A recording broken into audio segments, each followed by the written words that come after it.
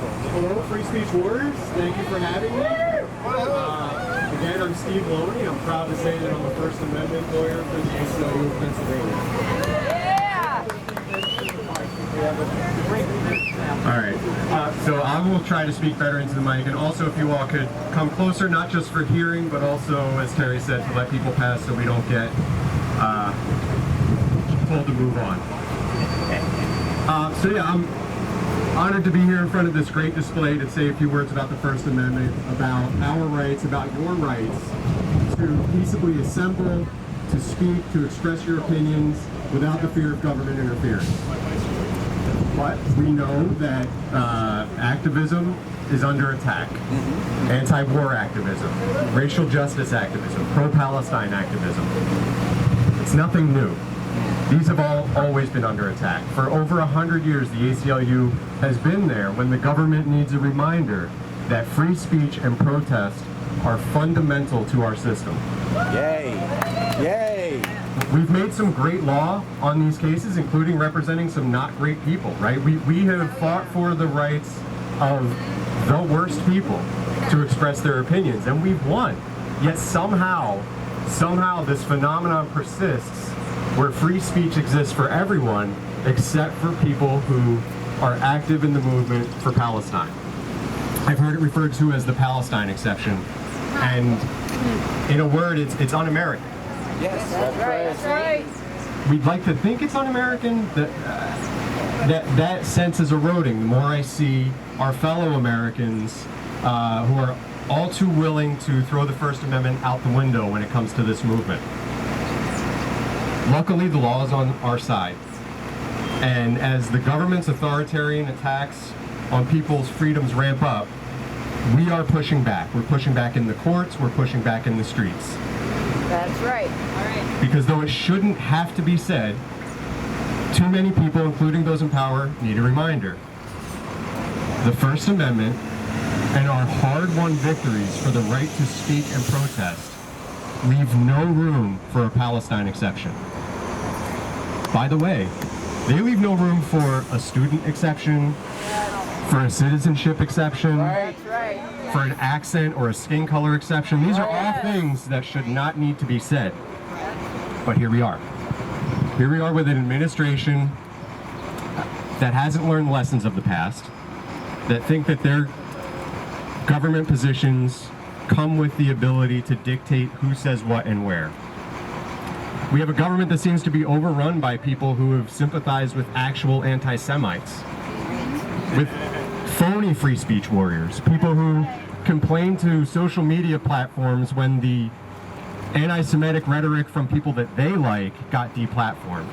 But as soon as they got power, their first act was to try to set fire to the First Amendment when it suited them. That's right.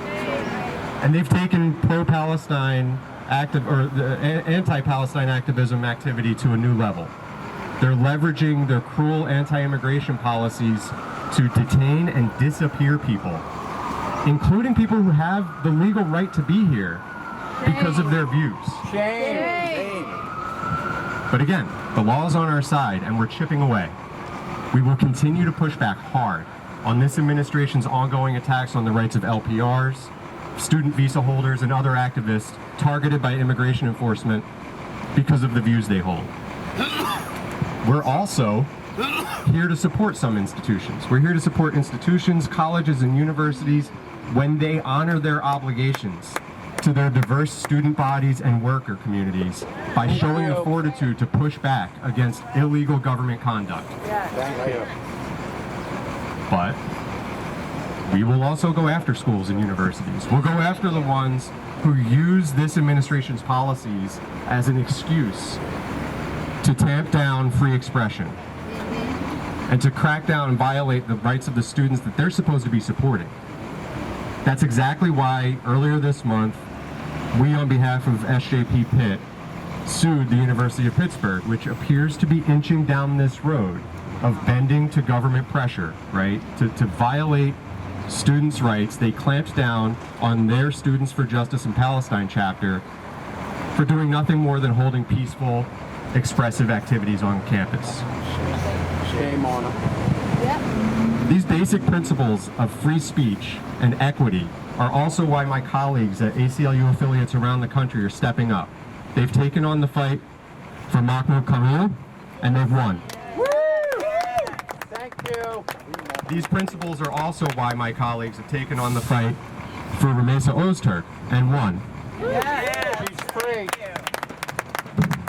We've taken up the fight for free speech and due process for Mohsen Mudawi and won. Right now, these three individuals are walking free because there are still some people who will honor the rule of law and recognize what we've said many times. There is no Palestine exception to the First Amendment. So these are all encouraging victories, hard-won victories, but I do want to close with a note about taking care of yourselves and your neighbors in this movement that can be fraught and dangerous at times. I can stand here in my suit, wrapped in my privilege, talking all I want about how the law is on our side, how the principles support this movement, and how you all have the right to assemble publicly, defiantly, and speak loudly about your opinions. And you do. You have these rights. You should know those rights, and the ACLU will go to the ends of the earth to defend them. But I just want to name that we're living under an administration that does not respect the rule of law. And an administration that tries to get around the rule of law by disappearing people, by making them harder for lawyers to find. We can't file lawsuits to get people free if we don't know where the people are. And, you know, Mahmoud, Rumeysa, Mohsen, they all had to sit in detention while people on the outside fought for their rights. They didn't ask to be detained.